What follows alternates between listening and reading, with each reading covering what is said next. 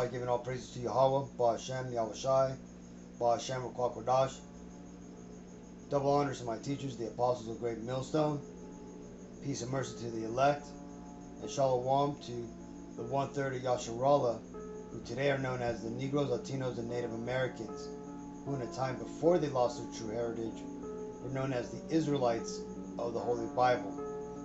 Now, in today's lesson, I want to go ahead and highlight this recent interview that this musician known as Trent Reznor of the band 9 Inch Nails recently made a statement about America and the views that he has on it. Now, this guy here, he's more likely an Edomite, but you know, he does have a fairly good band, and you know, he's pretty much tells it, he, like, you know, shoots from the hip, tells it how it is.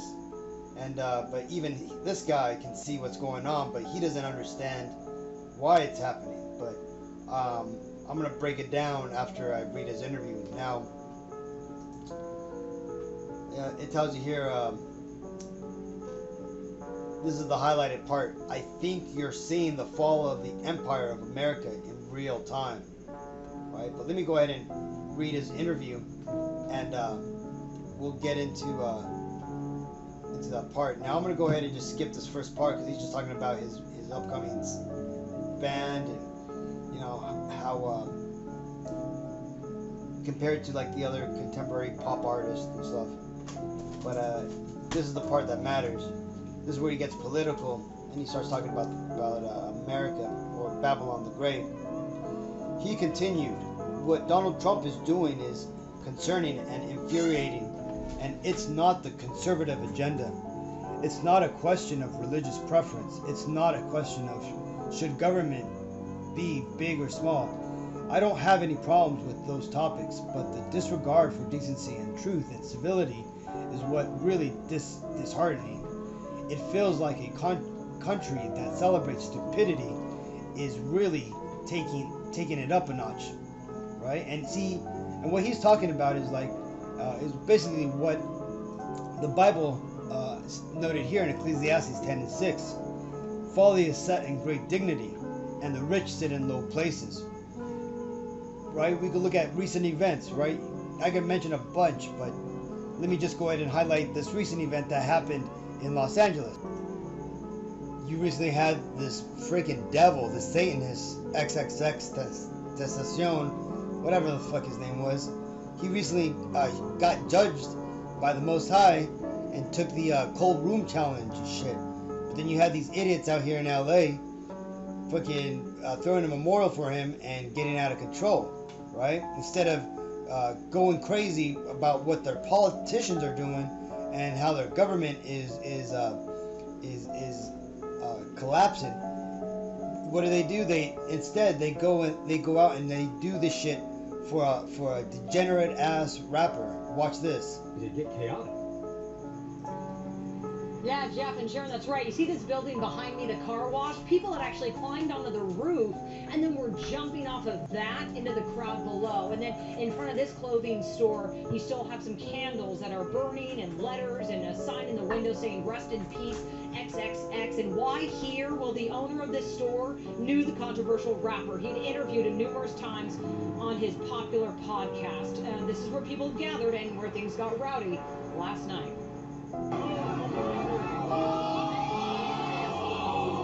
Hope that fool broke his neck.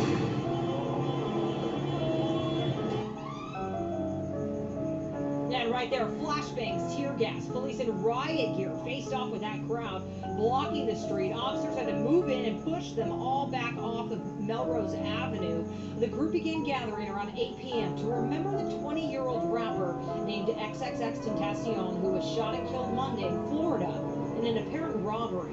X rocketed to fame on social media in 2015 with his songs about pain, suicide, racial tensions, and struck a chord. Look at this fucking idiot crying. No arrests were made here. These people are fucking destroyed. Falling concrete, but the injuries were not serious. Another woman was hurt though when someone fell on her. His fans last night spoke about why they loved his music. He's a very inspirational person to me, and his music really helped me through like really tough times in my life. He talks about a lot of real problems he's going through as well that I can relate to. These people are fucking idiots. Right? Instead of worrying about their real lives, they're out here following some degenerate ass Satanist. But let me get back to this interview. Reznor picked up a similar theme of discussion in the interview with The Guardian, saying the current state of America. It feels like things are coming unhinged, socially and culturally. The rise of Trumpism, of tribalism, the celebration of stupidity. I'm ashamed on a world stage at what we must look like as a culture. It's seeing life through the eyes of having 4 small kids. What are they coming into? And who am I in the world where it feels like every day the furniture got moved a bit while I slept? He later went on to add of humanity at large. And this is the point. We aren't these enlightened beings. Now, this guy here doesn't know what he's talking about, but, you know, the enlightened beings are going to be the 144, the elect of the Most High. These are the Negroes, Latinos, Native Americans, who are the prophets preaching the Bible. We are the enlightened ones. We're the true Lucifers out here, ones with the real light, the truth of the Bible. Here to take care of each other and think about our benevolent role in the universe, or protectors and creators. We're just a fucking mutation and an accident.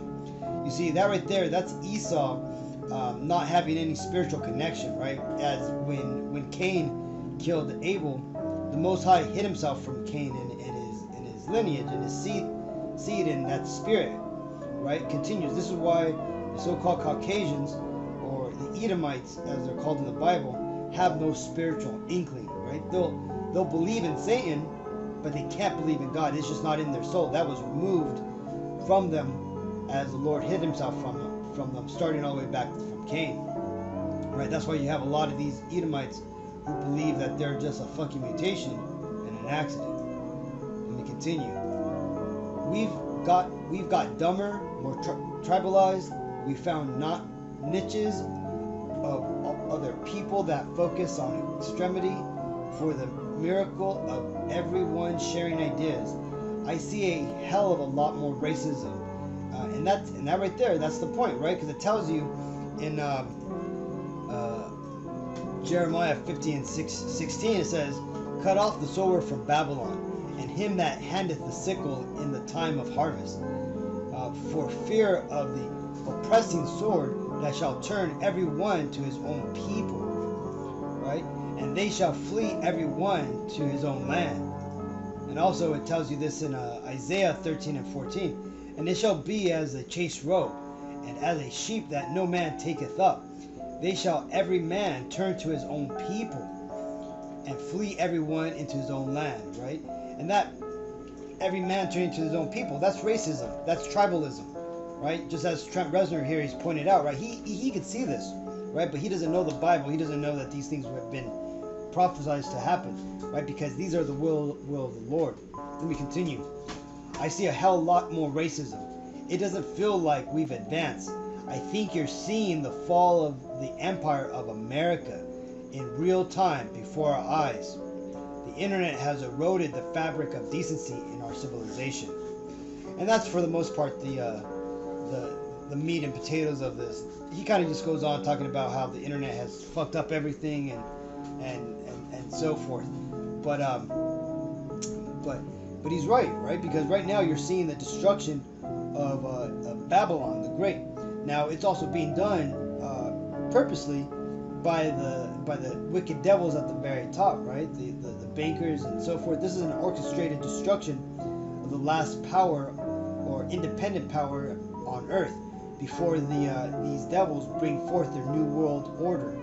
Now, before they do that, they have to bring down the last remaining vestige of freedom or liberty, right? This is why they have that famous saying on their dollar, or order out of chaos, because this is the chaos they're going to create, and they're going to eventually make order out of it. But one thing I wanted to highlight in this comment thread about this interview is is this particular thread here, where people actually are kind of catching on to what's really going on in this economy in the back, right?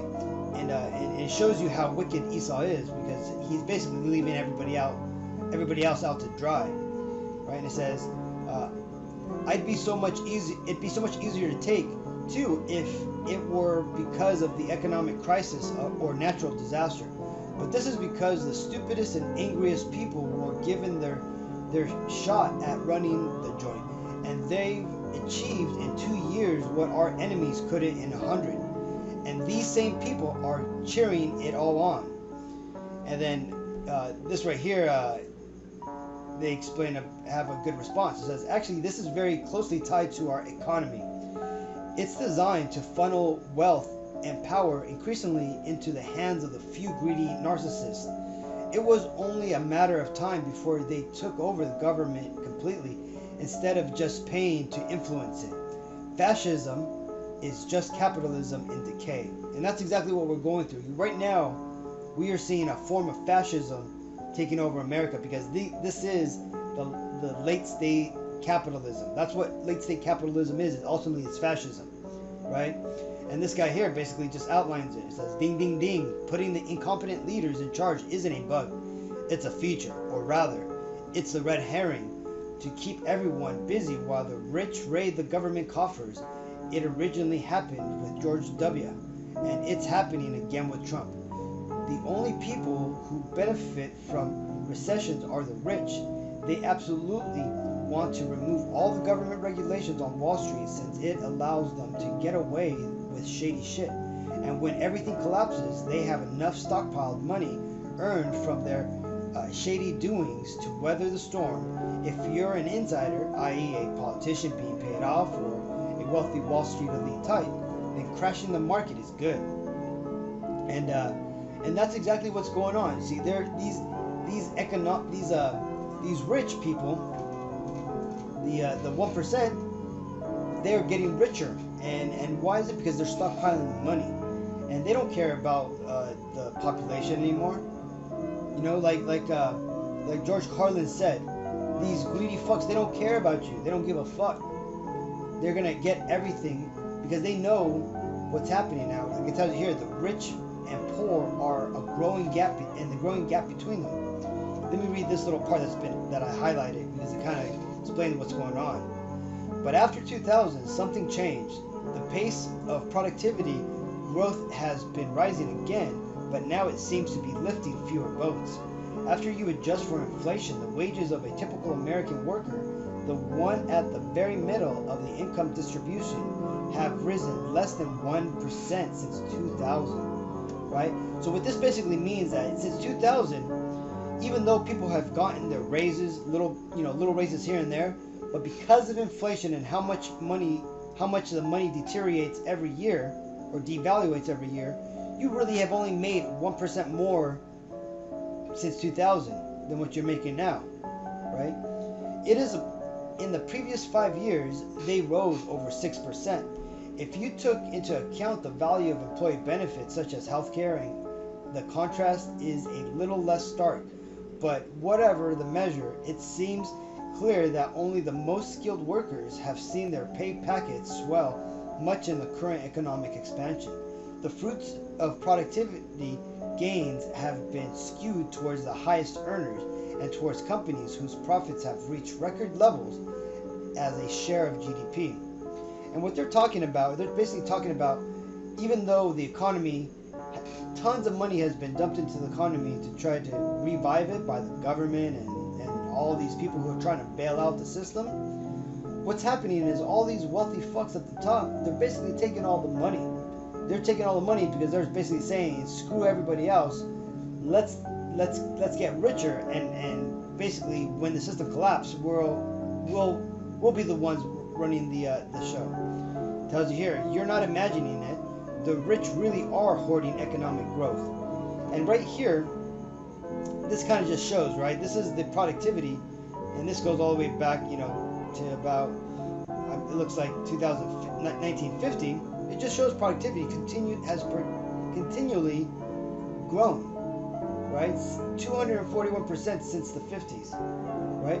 But starting in the a little bit after in 1973, hourly compensation has only grown 11%.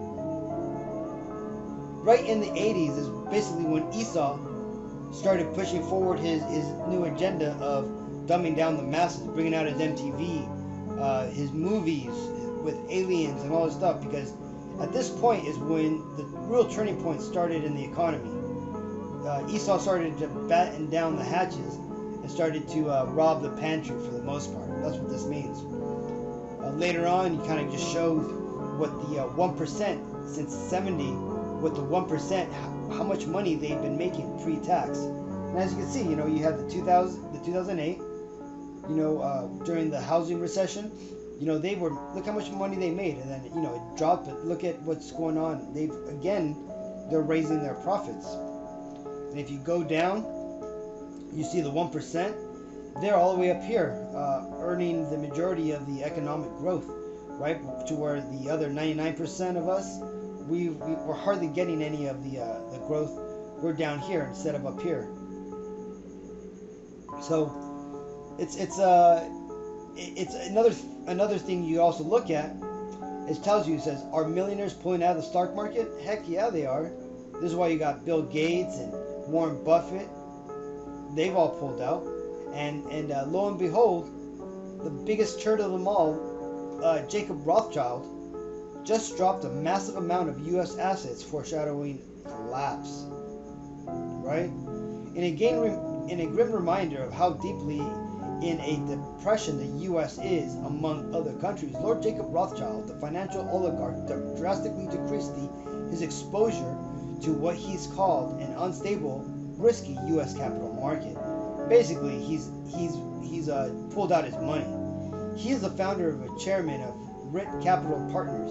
In a biannual financial report, RIT Capital Partners, he outlined the company's aggressive efforts to tone down exposure to U.S. assets. Basically, an aggressive effort basically means he's selling the shit out of U.S. bonds and assets. He's getting out of the U.S. market, right? And if you look, and you also, if you've been paying attention to the news, you'll see that Russia, they also recently got out of, they dropped a massive load of U.S. bonds, and they've stopped purchasing or U.S. bonds as well.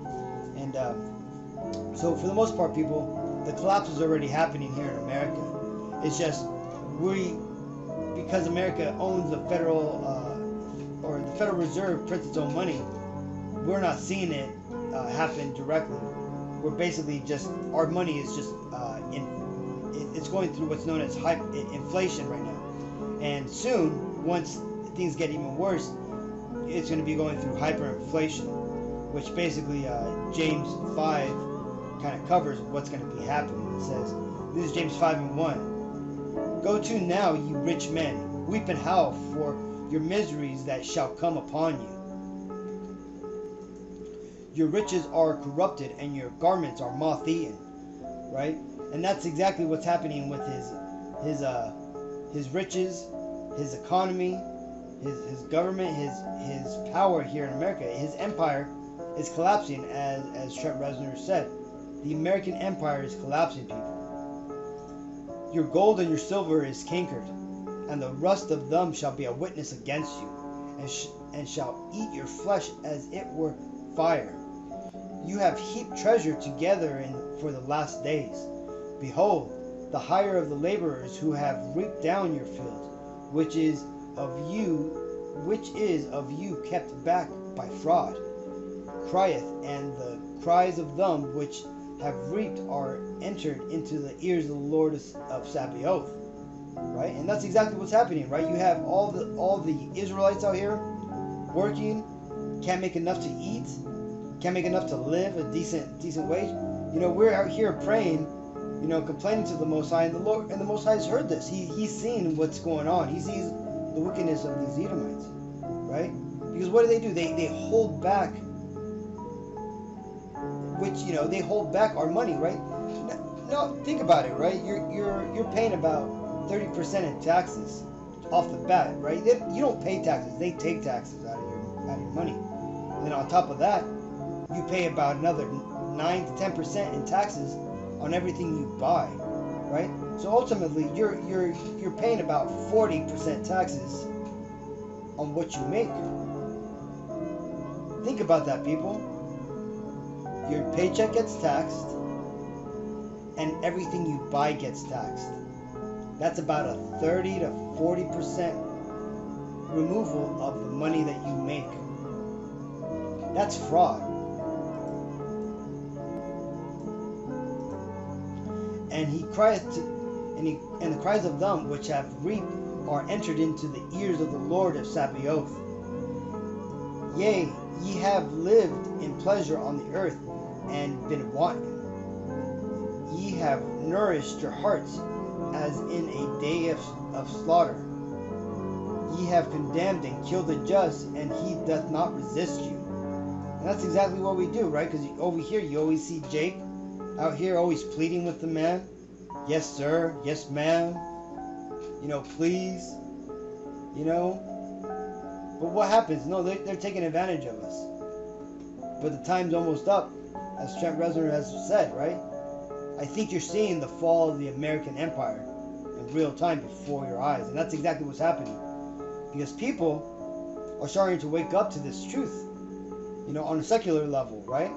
And this is what's going to happen right before Jacob's trouble, right? You're going to have the riots come out. You're going to have people starting to, as it says, there's going to be sedition amongst men against the government. That's why the government has militarized its police force, and why it set up these detention centers, which they've already started to throw in immigrant children, right? So buckle up, people. We're in for a crazy ass ride. Hopefully this video was edifying, Akim. Until next time.